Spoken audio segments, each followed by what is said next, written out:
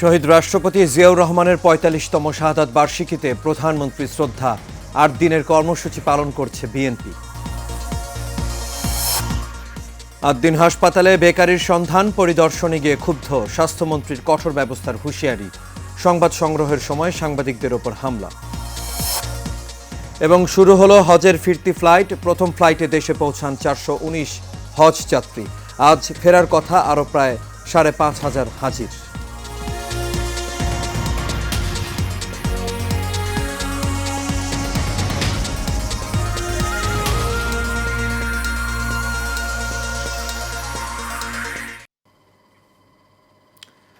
সবাইকে স্বাগত Asian prime নিউজে। দর্শক, আপনাদের সঙ্গে আছি আমি আনোয়ার রাজ। চলে যাচ্ছি পুরো খবরে।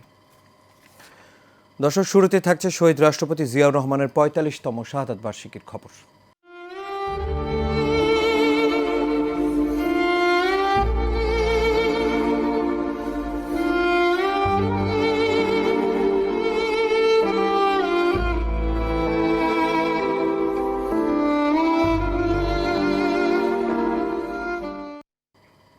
শুনছিলেন বিআরবি কেবল ইন্ডাস্ট্রিজ লিমিটেড সংবাদ শিরোনাম। এবার বিস্তারিত।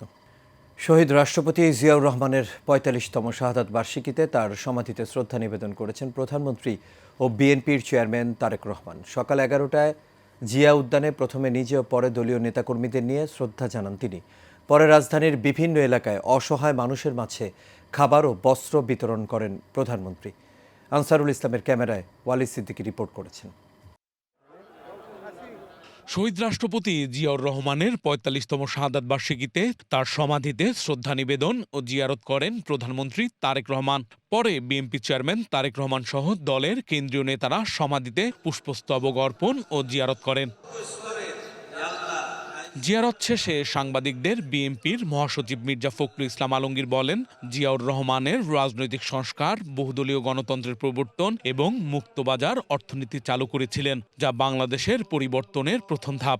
আমরা এই দিনটিকে সবচেয়ে বেশি গুরুত্ব দিই এই জন্যেই যে এই মহান নেতা যিনি বাংলাদেশের স্বাধীনতা ঘোষণা দিয়েছিলেন, পরবর্তীতে যখন বাংলাদেশের জনগণ এবং সেনাবাহিনীর সদস্যরা তাকে রাষ্ট্র পরিচালনার দায়িত্বে নিয়ে এসেছিলেন এবং জনগণের মধ্যে থেকে নির্বাচনের মধ্য দিয়ে তিনি যখন রাষ্ট্র পরিচালনার দায়িত্বে এসেছিলেন মাত্র ৩.৫-৪ বছরের মধ্যে, এর মধ্যে তিনি বাংলাদেশের সমস্ত যে পুরনো যে গুণধারা ব্যবস্থাটাকে পাল্টে দেওয়ার চেষ্টা করেছে। এ সময় স্বরাষ্ট্রমন্ত্রী সালাউদ্দিন আহমদ বলেন, বাংলাদেশের স্বাধীনতা, সার্বভৌমত্ব ও গণতন্ত্রের প্রতীক শহীদ জিয়া।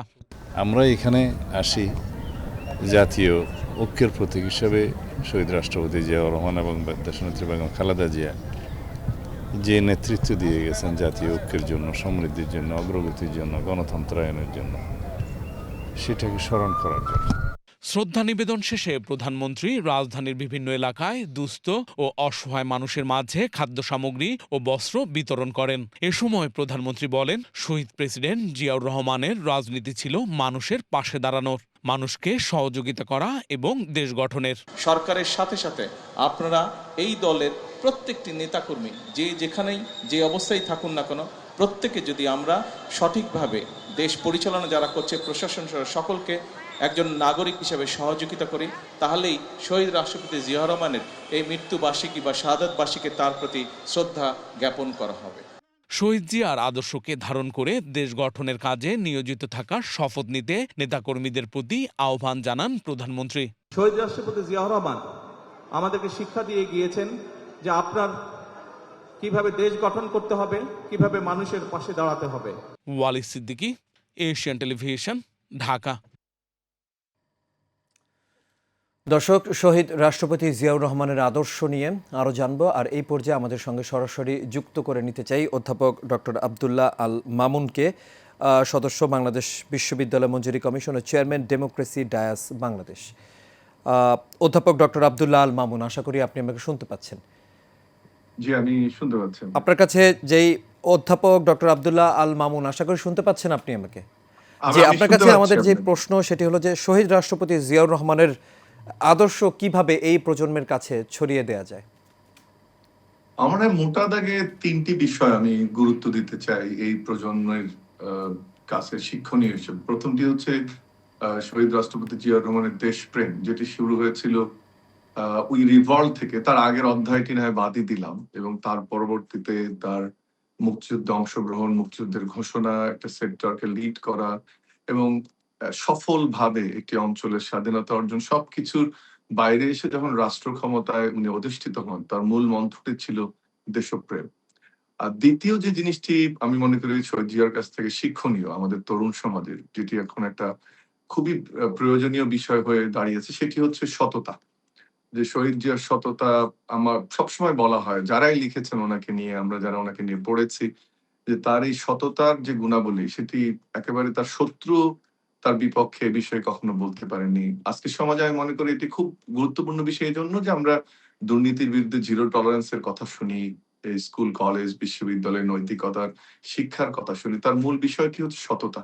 এই জিনিসটি যদি তরুণ সমাজ তার কাছ থেকে আত্মস্থ করতে পারে, তাহলে দেশের ভবিষ্যৎ প্রজন্ম হিসেবে তারা একটা সৎ প্রজন্ম হিসেবে বেড়ে উঠবে, এবং আমাদের যে সমস্যাগুলোর কথা আমরা বলি, পার্টিকুলারলি দুর্নীতি সহ এই ধরনের যে সমস্যাগুলো সেটি আর থাকবে না।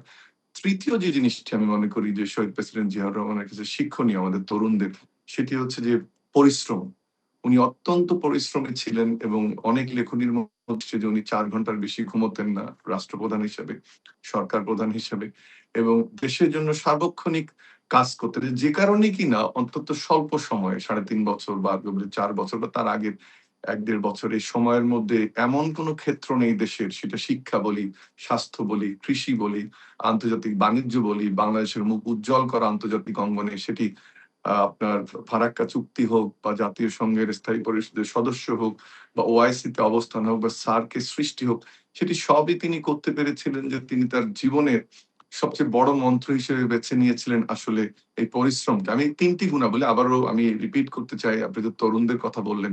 একটি হচ্ছে দেশপ্রেম, এটি সততা এবং আরেকটি হচ্ছে পরিশ্রম। এই ৩ টি গুণাবলীর যে সমন্বয় আমাদের আজকে তরুণদের মধ্যে থাকে, যে ডেমোগ্রাফি ডিভিডেন্ড এর কথা আমরা বলছি, তারা যেখানেই যাক না কেন বাংলাদেশ আসলে একটা ভিন্ন রাষ্ট্র বা ভিন্ন চেহারা আবির্ভূত হবে, এবং আমরা একটা জাতি হিসেবে সম্মানের সহিত সারা পৃথিবীর বুকে দাঁড়াতে পারবো এই ৩টি আদর্শ যদি আমাদের তরুণরা ধারণ করে। জি, অধ্যাপক ডক্টর আব্দুল্লাহ আন মামুন, আপনাকে অসংখ্য ধন্যবাদ, আপনি আমাদের সঙ্গে যুক্ত হয়েছিলেন। চলে যাচ্ছি পরবর্তী খবরে। রাজধানীর আদ্দিন হাসপাতাল পরিদর্শন করেছেন স্বাস্থ্যমন্ত্রী সরদার সাখাওয়াত হোসেন সহ স্বাস্থ্য অধিদপ্তরের কর্মকর্তারা।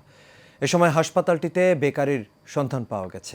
এর আগে স্বাস্থ্য অধিদপ্তরের সাংবাদিকদের সঙ্গে আলাপকালে স্বাস্থ্যমন্ত্রী জানান, ৬ নবজাতকের মৃত্যুর ঘটনায় গঠিত তদন্ত কমিটির প্রতিবেদন আজ জমা দেওয়া হয়নি। সন্তানহারা মায়েদের বক্তব্য এখনও নেওয়া সম্ভব হয়নি, তাই তদন্ত কমিটিকে আরও ৩ দিন সময় দেওয়া হয়েছে এবং আগামী ৩ জুন পূর্ণাঙ্গ প্রতিবেদন জমা দেওয়া হবে। স্বাস্থ্যমন্ত্রী এ সময় আরও জানান, প্রাথমিকভাবে জানা গেছে হাসপাতালের ওই ওয়ার্ডে রাত ২টা থেকে ৪টা পর্যন্ত প্রায় ২ ঘন্টা এসি বন্ধ ছিল এবং এ সময় কোনো বিকল্প ভেন্টিলেশনের ব্যবস্থা ছিল না। তদন্ত প্রতিবেদনের ভিত্তিতে দায়ীদের বিরুদ্ধে কঠোর ব্যবস্থা নেওয়া হবে বলেও জানান তিনি। মাগুলি মর্মাহত অবস্থা বুঝেন তো, বাচ্চা বুক খালি হয়ে গেছে। তারা বিভিন্ন জায়গায়, যেমন চাঁদপুর, কামরাঙ্গীরচর, কেরানীগঞ্জ, মাদারটেক, বিভিন্ন জায়গায় এসেছে। তো মহিলাগুলির সাথে আমরা যোগাযোগ করার চেষ্টা করেছি, ওনাদেরকে আনতে আরো 2 দিন সময় লাগবে।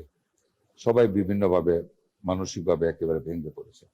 মাগুলির সাথে ওই তখনকার পরিস্থিতিটা ওনাদের কাছ থেকে একটা স্টেটমেন্ট দিতে হবে, যে কারণে তদন্ত কমিটি এই অসম্পূর্ণ বিদায় তদন্তটা, মায়েরা নাই বিদায়, 3 দিন সময় চেয়েছে।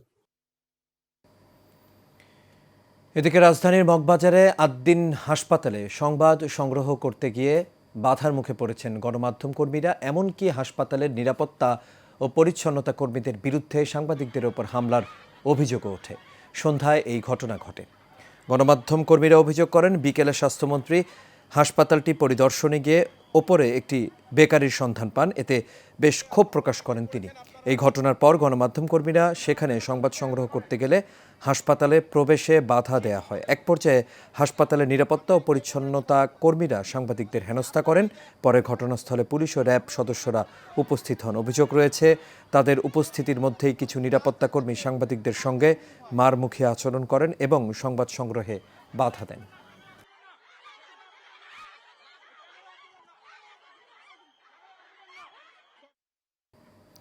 এবার অন্যান্য প্রসঙ্গ। হজ পালন শেষে দেশে ফিরতে শুরু করেছেন বাংলাদেশি হজযাত্রীরা। চলতি মৌসুমে প্রথম ফিরতি হজ ফ্লাইটে সকালে 419 জন হজযাত্রীর দেশে ফেরেন।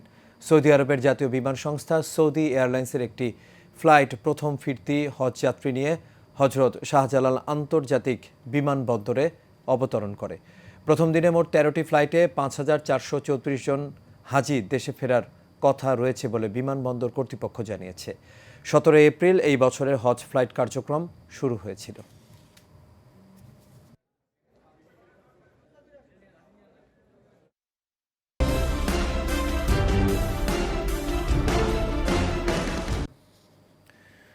খুলনায় নানি ও দুই নাতির লাশ উদ্ধার করেছে পুলিশ। নিহত নানির নাম বেবি বেগম এবং নাতির স্বামী মুস্তাকিম। সন্ধ্যা 6টার দিকে খুলনা নগরীর সোনাডাঙ্গা এলাকার সুজুকির গলির মাথায় শরীফুল ইসলামের ভাড়া বাড়ি থেকে তালা ভেঙে লাশগুলো উদ্ধার করা হয়। প্রাথমিকভাবে পুলিশের ধারণা, নিহত দুই সন্তানের মাতা ফাতেমা বেগম মেরির দ্বিতীয় স্বামী ট্রাক ড্রাইভার রফিকুল হাওলাদার মাতাল অবস্থায় তাদেরকে হত্যা করেছে। নিহত দুই শিশু মেরির প্রথম ঘরের সন্তান।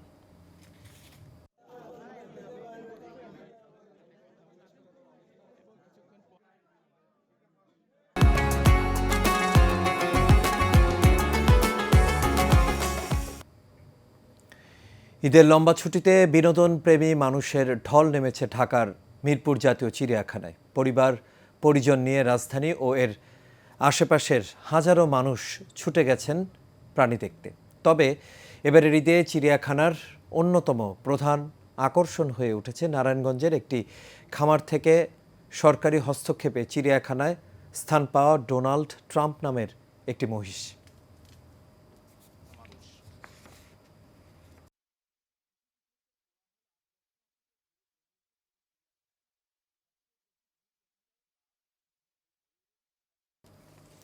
আর এর সাথে শেষ করবে এশিয়ান প্রাইম নিউজ। তবে যাবার আগে বিআরবি কেবল ইন্ডাস্ট্রিজ লিমিটেড সংবাদ শিরোনামগুলো দেখে নেব দর্শক আরও একবার। শহীদ রাষ্ট্রপতি জিয়াউর রহমানের ৪৫তম শাহাদাত বার্ষিকীতে প্রধানমন্ত্রী শ্রদ্ধা। ৮ দিনের কর্মসূচি পালন করছে বিএনপি। ৮ দিন হাসপাতালে বেকারির সন্ধান, পরিদর্শনে গিয়ে ক্ষুব্ধ স্বাস্থ্যমন্ত্রীর কঠোর ব্যবস্থার হুঁশিয়ারি। সংবাদ সংগ্রহের সময় সাংবাদিকদের উপর হামলা।